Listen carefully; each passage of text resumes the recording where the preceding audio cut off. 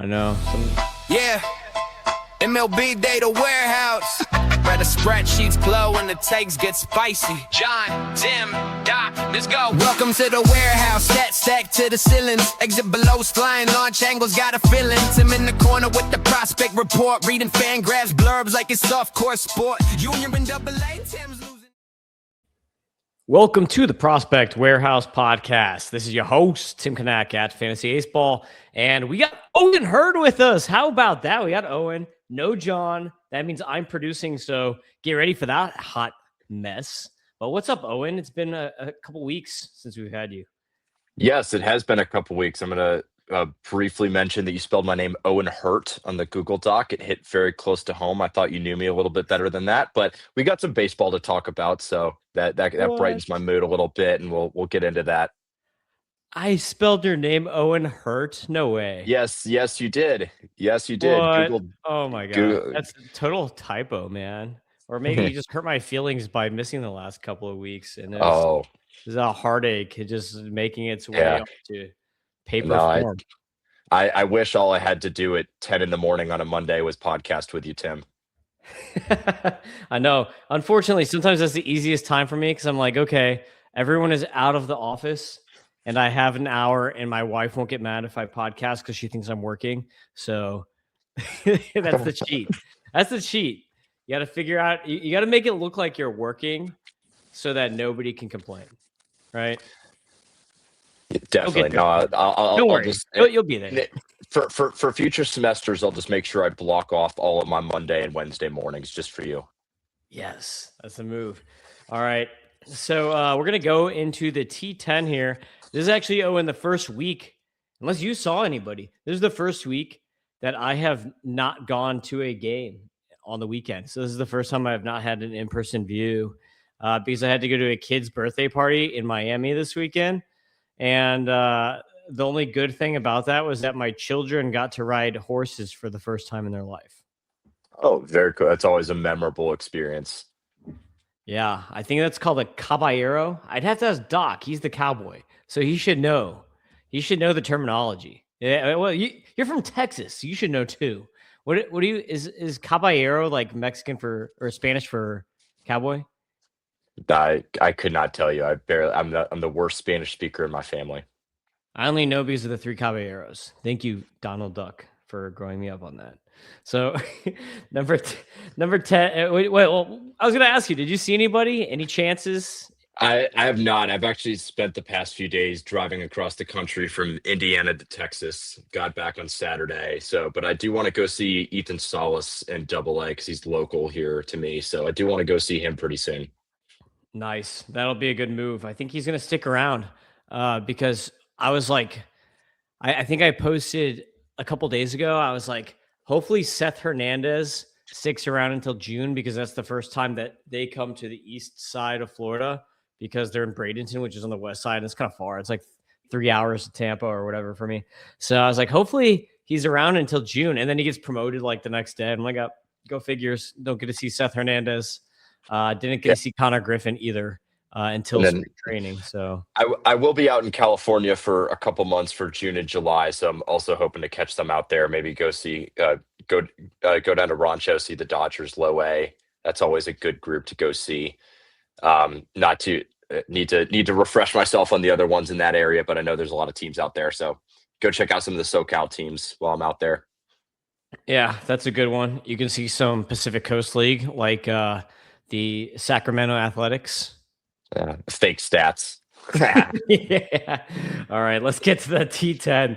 Number 10 is Isaiah Drake, outfielder with the Atlanta Braves. Isaiah Drake, this is a doc note here. Did you know that Isaiah Drake is the younger brother of Kenyon Drake? I saw that in your Substack. I did not know that. I do know that he saved my fantasy football team in 2020 or 2021. So always 2021, I think it was when he was with the Cardinals and was like a 1,300 yard per season back. But he was a stud for a couple seasons in fantasy football for me. Yeah, let's see if his younger brother is as good of an athlete. That it's interesting to me to see the guys who are like their brother is really good in one sport, like Thompson. like Clay Thompson. Like you don't often get that. Where usually it's the same sport where brothers are like playing. So kind of fun to see that. But he had a really good week. And he's actually had a pretty good season, too, on top of it. So last week, 6 extra base hits, 2 home runs, 3 steals with a 438 batting average.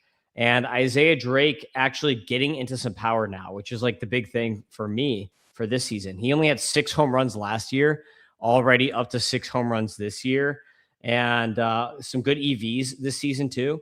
In spring training in the spring breakout game, he had a 110.8 exit velocity, and then he had a 109.1 exit velocity bomb earlier this year that they got.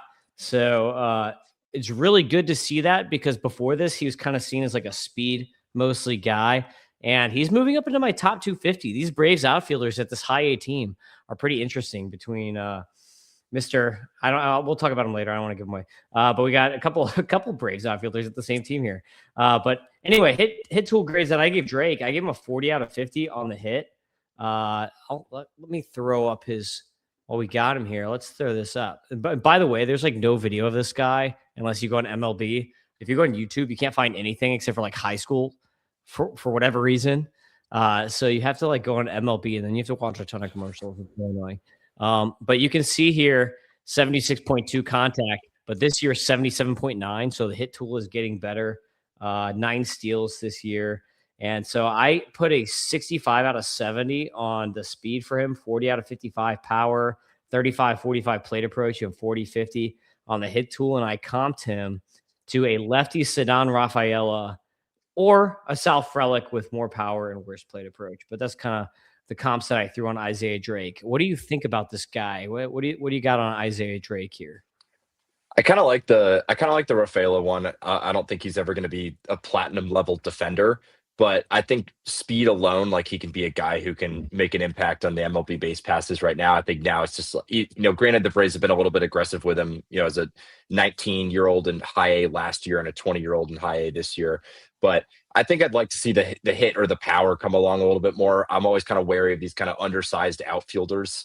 But if he can develop one of those to even be average, just his speed alone gives him a really good floor as a MLB contributor in some capacity. Yeah, I agree. Fun name to watch, Isaiah Drake. And if you're Doc, you're just like, oh my gosh, he's related to someone. Complete narrative street here. He wore Kenyon Drake's hand-me-downs growing up as a child. So when you go straight narrative street, he's got that whole story for you too. But I got him as a top 250 guy heading into my next rankings update. Number 9 is a guy who's been around for a while, and people are down on him. But Owen, that trade for the Nationals, the Mackenzie Gore trade, is actually looking pretty good right now. We got 2 guys on the T15. One of them we're not going to talk about because you have to subscribe to MLB Data Warehouse to get that kind of access. But number 9 here is outfielder Yeremy Cabrera, who was a top 15 guy last week and is now a top 10 guy. So he's been hot for 2 weeks in a row now. But 5 extra base hits this week, 3 home runs, 4 steals, and now on the season, 17 home runs, 18 steals, 18 extra base hits in 29 games. But you got to keep in mind here, this is his 3rd run at low A. He should probably be at high A pretty soon. F scores love him, so I'm going to throw up those F scores right now so you can check that out. For Yeremy Cabrera, former Ranger, now with the Nationals, 107 power, 99 hit, 104 discipline, 120 speed on the F scores here. Very interesting. I comped him to a lefty Jackson Chourio, who's super light. I don't think he's going to be that good, but I think he's got kind of similar mechanics and maybe like a lighter skill base in the same kind of vein. But his hit tool is way worse. So 30 out of 45 on the hit tool. This guy's still rocking only a 65% contact rate this year, despite having all that power and speed. 45-50 plate approach because he does take a walk. 45-50 power and 60-60 speed. So we got some power speed here. As long as he figures out the hit tool and gets like up to a 40 hit tool, he's a major leaguer. And power speed. So that'll play if he can actually hit enough. So what do you think about Yeremy Cabrera, Owen? Truthfully, I think he's a guy right now. Just the floor leans me towards someone that I try and sell right now. See if you can get another kind of current top 250, maybe back end top 200 guy that's on the rise. Mainly, like you mentioned, the hit tool, and also just already the massive platoon risk that he has. A lot of the damage coming against righties. So when you have a guy with a bad hit tool that's probably not going to have any impact at all against left-handers, that to me leans to a guy that I try and use the surface line, see if you can fish him around in a deal. I don't even feel comfortable saying he's kind of the fourth best prospect from that trade. I think Alejandro Rosario, assuming he pitches again, Fina, Fitzgerald are all comfortably better. But I think it's one of those starts that you can kind of use the hot start to see if you can sell him as a kind of second or third prospect in a package for some MLB contributor, or get another guy, which is, in my opinion, a little bit better of a floor. But I think he could be a solid kind of all round player, but you need the hit tool or the power to take kind of big strides to do that. But the speed and the defense give him some kind of future as an MLBer. I'm not sure I really see a whole ton of fantasy relevance with how things stand with the hit tool and the power. Yeah, I agree with you right there. Number 8. This is a dude who is on fire, and this is a repeat T10 guy. That's Eric Hartman with the Braves. So Eric Hartman, we talked about a couple weeks ago, and I think I was the first one to talk about him. I never saw anyone or heard about anyone talking about him until I did. And then like the next week, everyone's like, "Oh, Eric Hartman," and I made a joke. I was like, "It's not Eric Hartman. This is Eric Hartman." But this guy is maybe the biggest breakout so far this whole season. I mean, between him and Ronnie Cruz, that's probably like the 1-2 on like biggest breakouts from like, where did this guy come from? And now all of a sudden he's like probably a top 100 guy. But Eric Hartman with the Braves, a Canadian. So Doc doesn't like to talk about this, but he's a brethren of Doc as a Canadian. Doc's getting mad that I said that. But anyway, Eric Hartman, another crazy week. 5 extra base hits, 2 home runs, 3 steals. He now has 10 home runs on the season, 13 steals, 19 extra base hits. And actually that was before yesterday, where I think he had 2 more home runs. And I think he has 12 home runs on the season. So it's like, I wrote that like before that game. This guy's just ridiculous right now. But 78% contact rate on top of it. And this guy was a 20th round pick. So it's just completely crazy. This guy's coming out of nowhere. But I give him a comp of Jackson Merrill, Zach Veen mishmash, but a 40 out of 50 on the hit, 45-50 plate approach, 40 out of 55 power, and 70 out of 70 on the speed. But like, he's pretty cleanly, for me, a top 150 guy, probably going to make my top 100 when I do my updated rankings in a couple weeks here. Where are you on Eric Hartman? Are you in on this, or are you selling on the hype here? Yeah, I'm actually I'm in on Eric Hartman. Like I think there's a lot to like in terms of the hit tool. He can run a little bit. The exit velocities are really good. He's taking walks, which is encouraging to see. And that's kind of translated. It's actually improved a bit on where he was in low A, now in high A. So I think that's a really positive sign. He's cut the ground ball rate a lot too. I do kind of wonder, is he almost like kind of too pull heavy? And is that kind of something that could get exposed more as he moves up the chain? But as you mentioned, there's not a ton of prospects drafted past the 11th round that kind of, much less will make it to an MLB roster out of the upper minors. So really good job by the Braves scouting department. It's just you kind of have to love these kind of a little bit of everything athletic toolbox outfielders, even if they're super raw. So I think Eric Hartman is definitely a top 150 guy right now. I don't want to say top 100 quite yet, but this is definitely a guy that I'd be buying and see if you can get him at kind of preseason prices. Yeah, I agree. I think it's just a hard buy. I really tried in my 30-team MLB data warehouse league. In that league, we're allowed to pick up prospect in season. And I had a full prospect minor league, and I was like, I don't want to drop any of these guys. And I tried so hard to make a trade just so I could clear prospect room so I could add Hartman. And then by the time I made the trade, someone added him. Like, it was not even like a day before. It was like hours before. And I was so mad that I didn't get to add him. And I was like, I should have just dropped someone for him. But like, it was one of those situations where like, I kind of like all these guys and I couldn't pick one guy to drop. And I was like, I need to at least like get something in return. I can't just drop.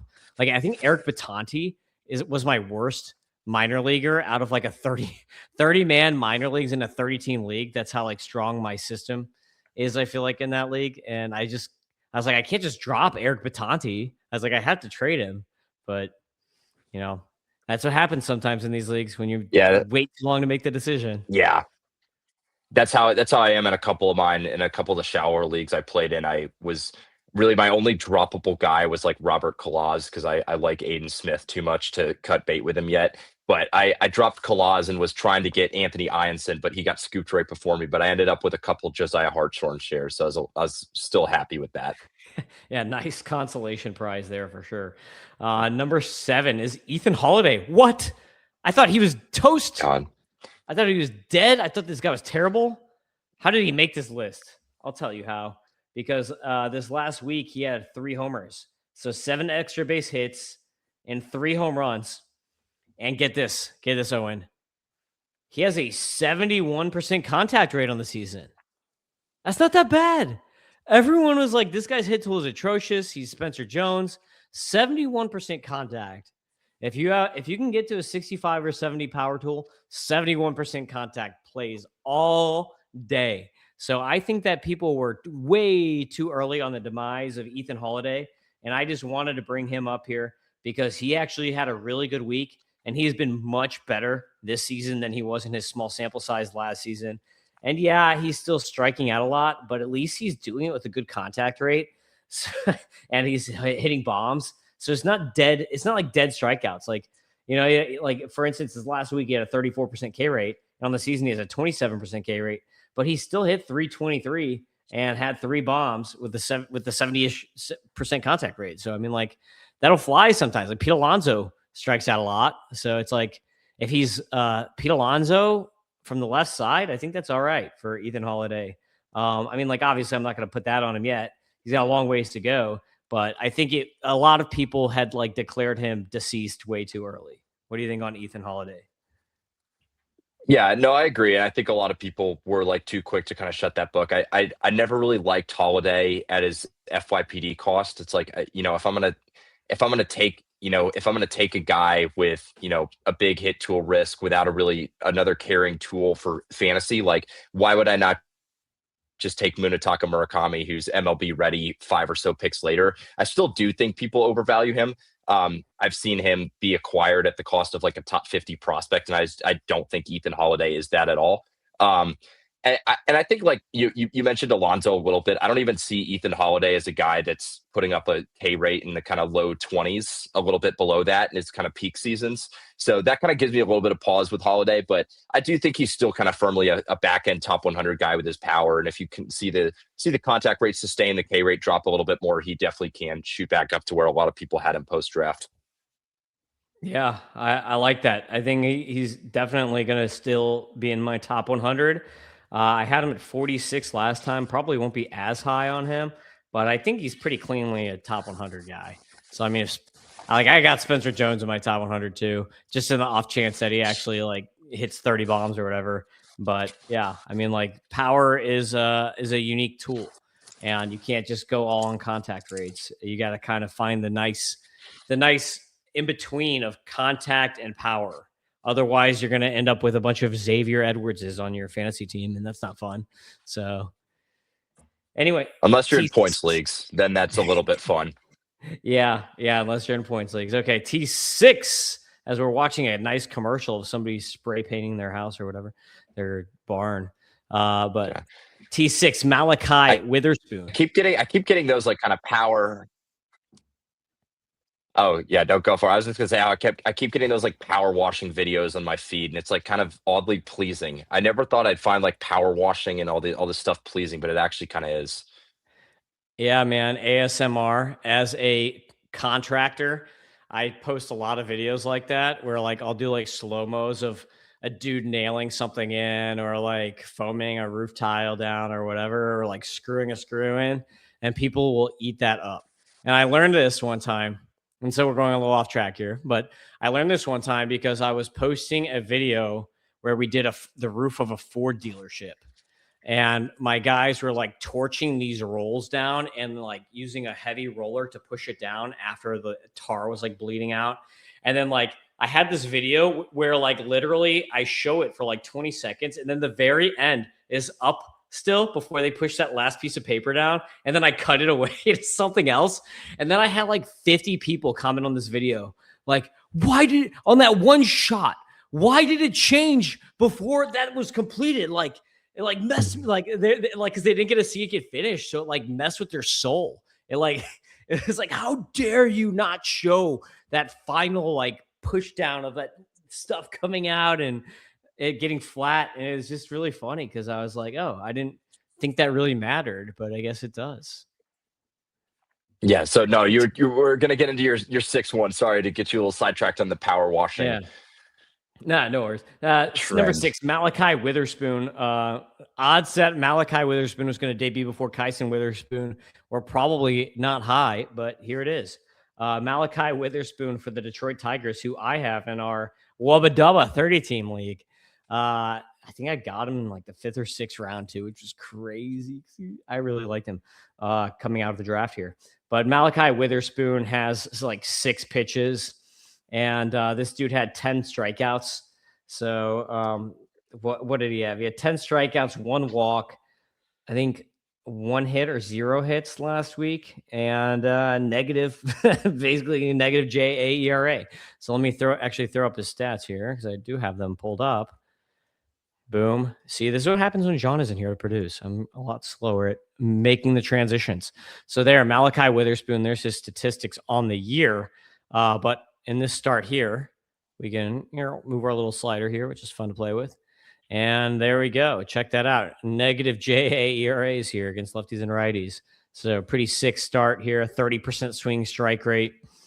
We have the pitch level data too from A-ball. So you got to love that. And since we have that pitch level data, I don't have to read all the velocity if you're watching on YouTube or X. But if you aren't, I'll still do it regardless. So this guy I mentioned, he has 6 pitches. He's got a 95 to 97 mile per hour sinker, which is his primary fastball. Even though in this start here, you see he threw 26 cutters and 23 sinkers and only 9 4-seamers. But the sinker throws 95 to 97. I threw a 60 out of 65 grade on that sinker. That thing generates, you can see here in this game, 60% ground ball rate. Let's look at the whole season here, sliding back up on the sinker. Again, a 60% ground ball rate, 9.1 inches of horizontal movement. So that thing is pretty sick. It's got a lot of horizontal movement. And that's one thing that I talked a lot about between the difference of Malachi and Kyson Witherspoon. Kyson Witherspoon is going to be more of the strikeout brother, and his fastball has a ton of ride to it. Whereas Malachi's is like he has, even his 4-seamer has more horizontal movement. He's got more horizontal movement on his pitches, so they just move differently. And I think that Malachi is probably like safer to be like a number 3 type starter, whereas Kyson I think has number 2 type upside because he's going to get more Ks. But Malachi could actually end up with like lower ERAs some years and maybe like lower whips just because he's going to get more ground balls just based on the arsenal. But he also throws a 4-seamer. I only threw a 40 out of 50 on the 4-seamer, gets up to 97 miles an hour. The cutter, he throws 86 to 88. It's a gyro slider cutter, like a vertical one. 50-55 is what I threw on that pitch. Slider, I threw 60 grade on. He throws that thing 86 to 89 miles an hour. Then he's got a curve that he throws low 80s. I threw 55 out of 60 on that. And then he's got a changeup, which I don't really like. I only threw a 30 on the changeup. So not a big fan of the changeup. Command, I threw a 40 out of 50. I think the command is a slight tick better than Kyson's. Not a lot, but I think it is a little bit better. And his curveball, 3,000 RPM spin on it. So this dude really knows how to spin the ball. I think he's super underrated. Adam is a top 350 prospect entering the season. I might have him like as a top 250 guy now. Because I don't, like I said, I don't think the upside is like a 1 or 2, but I think he does have a really super safe floor. And he kind of reminds me of like maybe the next iteration of like an Elmer Cruz, who just comes along and is like a really safe middle rotation guy. Comp from is Zach Wheeler super light. Kind of got like the 3/4 arm slot thing going on, just like Wheeler. But not as advanced, obviously, as like the top 5 pitcher in baseball. So. What do you mean about Malachi? I really like Witherspoon. Malachi, that is. I posted this in December. I kind of stated how I liked him at cost a lot better than Patrick Forbes and Chase Shores a couple rounds earlier. Now I think I was even a little bit too conservative on him. Like I think now, like if we're drafting for if we're drafting FYPD guys today, I'm taking him above like both Riley Quick and Landon Harmon, who I had kind of back ends top 50 on overall. But I really like Malachi. I think that what stands out the most too is, the 2.61 walks per nine. It granted low A as a college arm, so you kind of want to see how that translates well with to the upper minors, but not stranding a bunch of runners, keeping the ball on the ground, like both the FIP and the X FIP are both a good bit lower than his actual ERA. And kind of with that pitch mix, I think it does give him a really safe floor. So we'll see how the strike throwing holds, but I think like this is a guy who, with his secondary stuff, and I'm a little bit higher on the fastball. I think from a velo and kind of run perspective, it's at least an average pitch. When you have that and you have a guy that can sustain your command, you're kind of suddenly looking at a back end top 100 guy. So it wouldn't shock me at all if we can see if Witherspoon can carry this over to kind of high A, maybe a bit of double A later this year. He could definitely crack the back end of that. But I think for now he's a top 200, probably pushing top 150 for me. Yeah, I like that. Tigers are pretty good too at developing pitchers. We've seen them have some success doing that lately. Obviously, you've got your Matt Mannings too in there, but most of the guys, like Ty Madden, is pitching really well right now. And Ty Madden's a guy I always like too. So UT, there you go. So I don't know. Texas, you guys sometimes a lot of you hate UT, right? Are you a UT guy or are you anti-UT? I didn't really grow up with a college team, so I'm just kind of full on Indiana. Although I did, I was at Kyle Field at A&M in January, and that was a fun experience. Oh, but yeah. I will say, from a full unbiased perspective, I think UT just lives rent free in their heads a little bit too much. 12th man. So I know all too well, former Big 12 guy here. That's how old I am. That Mizzou was in the Big 12 when I went there. So, all right, number 5 is Michael Lombardi. This is his second time on this list. So this is another repeat here. And again, I try not to repeat these guys, but Michael Lombardi was so good, I can't help it. 5 innings, no hit. Again, like this is his second time doing this where he's had like a short stint, no hitter. But 9 strikeouts, 2 walks, no hits for Michael Lombardi. And if you watch the video of this guy, like there's way better video than what I'm about to put up because YouTube apparently sucks and they have like no 2026 video of anyone. So I'm going to throw some video up here of Michael Lombardi, but he looks so nasty. His fastball is just something else. And I like this guy. I was like really high on him. I think I have him in like both my 30 teamers. I've got him in a lot of leagues. Big fan of Lombardi coming in from this FYPD. And I said it a lot in the offseason. I'll say it again. The 2025 draft class was super, super strong for pitchers, for pitching depth in particular. Maybe not for hitters as much, except for like high school prep bats or whatever. Decent amount of high school shortstops, but mostly like really super deep in pitching. But Michael Lombardi is he has a fastball, gets up to 97. Ridiculous ride on that thing. I give him a 60 out of 65 on the fastball. Curveball is also pretty sick. I give him a 78 out of or 60 out of 60, 78 to 81 miles an hour. He throws a high velo slider, 87 to 89 miles an hour, and then a changeup, low 80s changeup. Command is the big thing he needs to work on. I give him a 35 out of 45 on the command, so that's what he needs to work on. But that fastball gets 22 inches of induced vertical break on it. And this is a dude who in college was a two-way player. Literally, this guy I think he was playing shortstop and pitching at the same time his whole college career out of Tulane. So, like, this is like the first time that he could actually pitch. There's Lance. I think Lance was actually like talking him up in the draft, if I remember correctly. But yeah, there's like not much video of him on YouTube right now, unfortunately. So Michael Lombardi, big fan. F-scores like him so far, 106 stuff, 121 control. Despite me not really liking his command, I think a lot of that has to do with just him being in a lower A, and once he gets up, then maybe he struggles a little bit. But my comp for him is a bigger Jared Jones and Tyler Glasnow mashed together.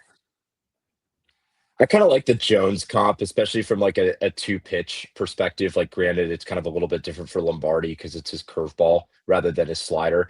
But my big knock on Lombardi right now, and it's kind of, this a similar one that I had with Jonah Tong, although Lombardi's delivery isn't as high effort as Tong's is.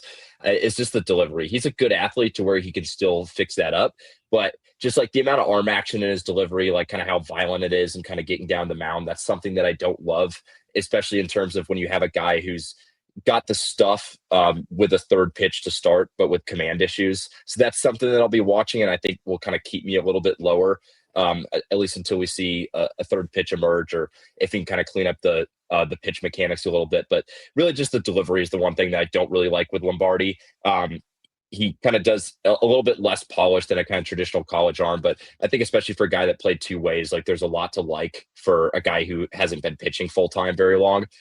So excited to see him as he moves up, and the Royals have done very well in kind of finding these undervalued pitchers in drafts or via trade, and then turn them into kind of contributors at the big league level. Yeah, the delivery is definitely different. I agree, and super high effort. He does have like a fun Garrett Crochet like leg kick though. Like that leg gets up there. It's not quite Dontrell, but he gets that leg up there. And I'm always an old school leg kick type guy, so I've got a little love in me for the leg kick as a guy who grew up watching D Train dominate. Number 4 is Brandon White. Talking about the Marlins, we got Brandon White with the Marlins, 26-year-old in Double A. So not really much of a prospect, I would say. Like I comped him to a reliever, so I comped him to Tyler Megill because I think that he's probably going to break as a reliever. But 6'8", 230 pounds. This guy throws 99 miles per hour from 6'8".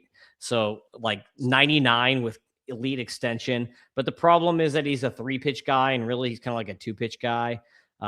He basically is fastball changeup. He has a sweeper too, but I don't really like the sweeper. I don't think it's that great of a pitch. But he did have 11 strikeouts this last week with only 1 walk. So you give you a guy props when you got it going on. But 6'8", 99 miles an hour is pretty fun. From the Marlins, who have been like bringing up and down a lot of fun relievers lately. So I think Brandon White is a guy that we could see, even though he logs a lot of innings. I just think that he's more of a 2-pitch guy, and the Marlins have really good pitching depth in the rotation. So I just think he's destined for the bullpen. But I think he could be a pretty good reliever because he has very good command for a big dude with a big time fastball. Yeah, no, I agree, and I think that it's just 26-year-old in Double A aside, like it feels weird seeing players still in the minors that weren't even born this century anymore, because you literally have guys born in like 2007 that in last year's IFA pool, and pretty soon like 2008, which feels weird because that's like 3 years younger than me. But 30.1 K rate, 3.9 walk rate is really, really good. Even if he's kind of a 2-pitch guy. And you never know with the Marlins. Like we've seen a lot of times they've had these kind of pitchers that they've kind of developed once they hit the big league level.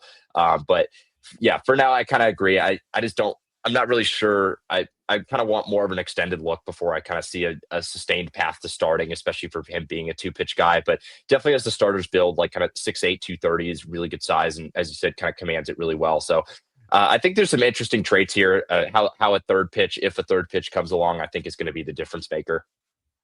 Yeah, I agree. Number 3, this is a sneaky fun name, and I have actually added him in 2 leagues over the last couple of days. So this is a name that if I'm adding, then you should probably be on the lookout too. It's Edwin Arroyo, man, back in like 2022, this guy was like a top 100 guy for me. Back when he was with the Mariners, gets traded to the Reds, misses a whole 2024 season, gets hurt. And then 2025 was atrocious for Arroyo. But he was hurt and missed all of 2024. So 2025 technically was almost like a recovery season. But this guy has been insane this year.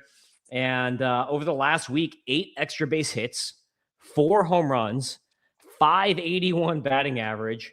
And now in the season, he has 7 homers and 5 steals, even though he only had 3 home runs all of last season. And he's doing all this, Owen, with, you could see here, an 80% contact rate and a 90.9% zone contact rate. So plus hit tool that he's showing here, 107 F score on the hit tool. So he's got the hit down. He's got at least average power, I would say. And he's got pretty good speed. EV numbers are decent too, even though like they're not great, but 103.4, 107.6. And the main thing to remember is that this dude, when he does come up, he is going to be in Great American Small Park. He's going to have the ballpark on his side. And you can see if you're looking at the splits, a lot of his power has come against righties. rather than against lefties as a switch hitter. So he's hitting both lefty and righty. Good contact rates from both sides, though. 77% contact rate as a righty against lefties and 82% as a lefty against righties. So he does get into more power as a lefty. But he does appear to be like a legit switch hitter with these contact rates. It's not like one side he sucks and one side he's great, like Owen Casey. So something to keep in mind here is that he's also getting into air pull, 23% air pull. So I think Edwin Arroyo, who is basically free in a lot of leagues because of prospect fatigue, people have just forgotten about him. He's still only 22 years old, Owen. What do you think about Edwin Arroyo? No, it's actually interesting because he kind of reminds me a little bit of like a Spencer Steer type player, except like versatile middle infielder rather than kind of corner infielder, at least how Steer was coming up. Now it's hard to get him in the lineup defensively. But yeah, the launch angles are solid. Doesn't like hit the ball exceptionally hard, but I think like average power is definitely within play. One thing I think to definitely that I'm definitely watching with Arroyo is like kind of granted, I don't think the power ceiling is all that high, is like how the hit tool translates. Like he makes a lot of contact in the zone. He's aggressive enough in the zone.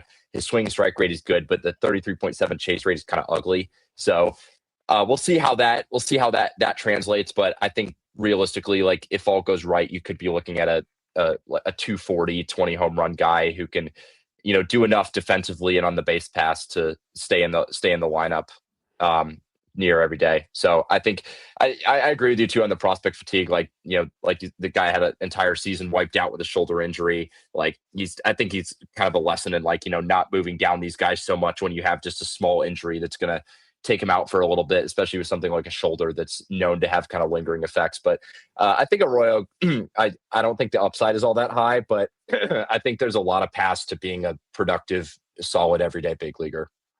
Yeah, I mean, Matt McClain has been so bad that would it really surprise you if Edwin Arroyo comes up and takes his job? It wouldn't to No. me. And the comp that I threw on him, talking about the chase rate, is Ozzy Albies. Aggressive hitter, super good at hitting the ball in zone, but does chase a bit and has average power that actually shows up a little bit better than normal due to pull. It's like, and he's a switch hitter. So Albies is the comp for me. One that kind of comes to mind for me is kind of like a Yiner Diaz, like maybe a bit better walk rate than Diaz will have, but doesn't strike out a ton, can kind of give you average-ish power. I don't think he does a whole ton on the bases, but that's kind of one that kind of comes to mind. But I like the Albies one. I don't think Arroyo is even going to be a guy that's going to steal, double-digit bases, like kind of how Albies was in his earlier years and has kind of gotten back to a little bit this year. But I definitely can see a volatile player for fantasy purposes, just with the chase rate. I think there's going to be like, you'll have, good heaters from him for a week, and then you'll have others where he's just kind of like, am I going to drop this guy? But I think his defense definitely, and athleticism definitely gives him a pretty safe floor. And TBD, Great America definitely helps him a lot, but ideally you'd like kind of one of the hit tool or the power to be a little bit better than both are currently, because I think both are kind of 45, 50 at best. Yep, agreed. But according to the great Chris Blessing, with second baseman, who I think he's destined to be a second baseman because you've got Ellie De La Cruz at shortstop, with second baseman, as long as you have a 50 of power or speed and a 50 hit, that's a starting caliber second baseman for fantasy. So if you get a 50 hit and then either a 50 power or a 50 speed, that's a starting second baseman for fantasy, because second base is so terrible. So yeah, no, I mean, you get outside of like the top 4 of that position and you're kind of looking at guys that, wouldn't even be top 15 guys at deeper positions. So, you don't need to do a whole lot at second base to have some kind of fantasy value. Yeah, exactly.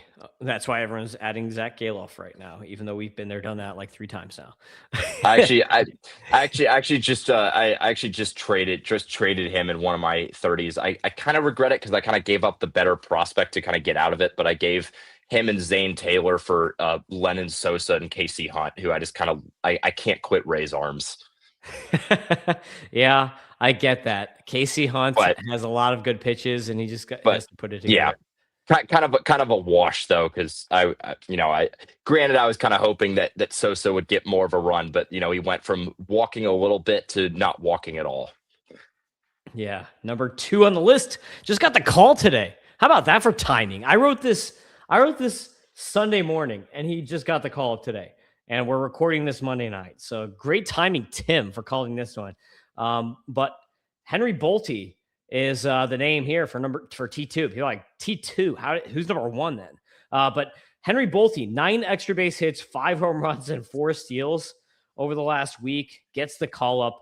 And the main thing for me with Bolte, because he was my number 150 prospect, Owen. I wanted to keep him in the top 150, even though I was like, I don't know if he deserves it because the hit tool is so bad. But he has made major strides forward in the contact department. Now, does that mean I think all of a sudden he's going to be Kevin McGonigal? No, I do not. He has a 74% contact rate on the season, 81.9% zone, but he was at like a 65% contact last year. So he went from atrocious hit to like manageable hit. So I still got a 40 hit tool as his max. I got a 35-40 hit tool. He still hits the ball on the ground 60% of the time, which is the biggest ding on him. But he's got 12 home runs and 16 steals in the minors, 40 out of 45 plate approach, 40 out of 50 power, 75 speed. So Bolte is right. Like this guy is a lightning bolt. Like he is definitely of his namesake here. The F scores 110 power, 100 hit, 95 discipline, 124 speed. So F scores love him. My comp though is Lane Thomas and a righty Charlie Blackmon mashed into one guy. So that's what I think. I think he's going to be very volatile. I think he's going to have like weeks where he wins you your fantasy week. And if you're in a weekly league, and I think he's going to have weeks where he's 0 for 30 or whatever. I think he's going to be a super volatile player, but I think that he's going to be electric. He's going to be fun to own. And hopefully the Athletics stick to him. And it's not like Colby Thomas where he comes up and they give him like two games and then they're like, no, you suck. And then he just like doesn't play ever again. So hopefully they actually give him some run, Henry Bolte with the Sacramento Athletics. That still feels weird to say. I was cracking up a little bit looking at this BABIP of 472 in 2025 and 402 this year. That's the PCL for you. But I think it's going to be interesting, like to go off what you said, in terms of giving him an extended run. I think the playing time is definitely a question mark right now. They could move Zach Geloff back to third, especially with Muncy out a little while, but it's still kind of a crowded lineup. And I actually kind of like the Ceddanne Rafaela comp that you put out earlier on Isaiah Drake a little bit better for Bolte, albeit I think like the power is worse. And I think I think the approach just kind of gives me the most comparison in that. But yeah, I mean, the hit tool is taking a little bit of strides, but I mean, I find it funny how people are like celebrating like a 3-degree launch angle in the PCL. That's just kind of fun. I get it was so bad last year, but like this is not a guy who's, in my opinion, is even going to crack double-digit home runs as his launch angles stand in the MLB. He's also a little bit passive, which I also don't really love, especially for a guy with a shaky hit tool as is. But I think in terms of like the speed and defense will keep him in the lineup at least to some extent. He's a guy who can play center field. I think you'll be a guy more. I don't even know that you'll get like a potential league winner, but you'll get a guy who will have these kind of nice 1 week burners where you can kind of add off the waiver when you have a outfielder on the IL, and then another guy who's going to sit on the wire the rest of the way. But I do think he's at least kind of separated himself a little bit from like the Spencer Jones level hit tool bad conversation. But I'm just not sure I see a ceiling of much better than like a 220, 330, like, I don't know, 400 guy who can maybe hit 10 home runs and steal you 20 bases. So deeper league appeal, maybe, but I just think there's, especially in shallower leagues or medium-sized leagues, I'm not all that interested. Yeah, I mean, the fear is that he's just Asturi Ruiz again, right? Because I mean, like we've been there, done that with Asturi Ruiz, where it's like super fast, but then hits the ball on the ground all the time. Tons of homers in PCL, and then the home runs just never replicate themselves once he gets to the majors because he just hits the ball on the ground way too much. So that's he's so frustrating. He's so frustrating too because like with his exit velos, if he could even like lift the ball at like a 45, you're looking at a guy that could probably hit 20 home runs in that park. But instead, like, I'd be, it wouldn't shock me if Jacob Wilson hits more home runs than him over a full season with his launch angles. Yeah, I mean, his max is like 113, and his 90th is pretty high, so he hits the ball hard. But so does Yandy Diaz, and Yandy Diaz's career is what 22 home runs or something is like the best he's ever done, even though he mashes it and he's yoked. So Now I have to look that up. What is Yandy Diaz's best? 25 home runs is his best. Second best is Yeah. 22, and he only has 2 seasons in his career with more than 20 home runs. So Yeah, and I think like with Bolt, another thing that really hurts him is like he doesn't really maximize his air pull much at all, and he kind of pairs that with a near 60% ground ball rate. So I mean, maybe this is a guy where you could kind of argue like kind of the banning of the shift or no shift anymore would benefit him if he made enough contact, but I just don't even think he does that. So I think he'll give you a few like kind of highlight reel plays, but other than that, I don't see a guy that I would want to draft on my fantasy team, and I see a guy that at best I'd want as maybe outfield bench depth in a 30-teamer. yeah, I'm there with you. Number 1, who could beat Henry Bolte, who got the call? It is Aiden Cremarosa with the Rays. Talk about Rays arms. A-ball. I threw a comp of Zach Greinke on here because this guy has the most ridiculous curveball. and this guy, this is what's so fun about this guy because he has like very little velocity. But this guy throws 5 pitches and he hits like every mile per hour on his pitches. So I watched this whole game. I went back and watched this whole game. Literally, just such a fun pitcher, this guy. But anyway, this dude, Cremarosa, was just drafted through a no-hitter the other game. So literally, he had 12 strikeouts, 0 walks, no-hitter. So pretty sick start here for Cremarosa, and that's how he gets to T1 and beats Henry Bolte is by pitching a no-hitter. That's the only way. And for whatever, where we go? Here we go. Here, let's get it up here. There we go. Sorry, 11 strikeouts, 1 walk, no-hitter. So that's what he did.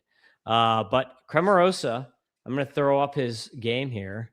I'm going to put up his game here for us as I'm talking about all his fun pitches, because I have to multitask since John is not here to produce. So here, look, we have a video here, 5 minutes, and it's every out that he had in the game. And you can actually see some of these crazy pitches that I'm talking about with this guy. So this guy maxes out at a 92 velocity. So his fastball, he throws 90 to 92. I threw a 40 out of 45 on the fastball. But this guy throws a changeup 81 to 85. I gave him a 55 out of 60 on the changeup. I really like the changeup. The curveball, he throws 68 miles an hour, Owen, to 76. So this guy has literally, he has an 8 mile per hour velocity difference that he can reach on the curve. And then he throws a cutter 85 to 89, which I give a 40.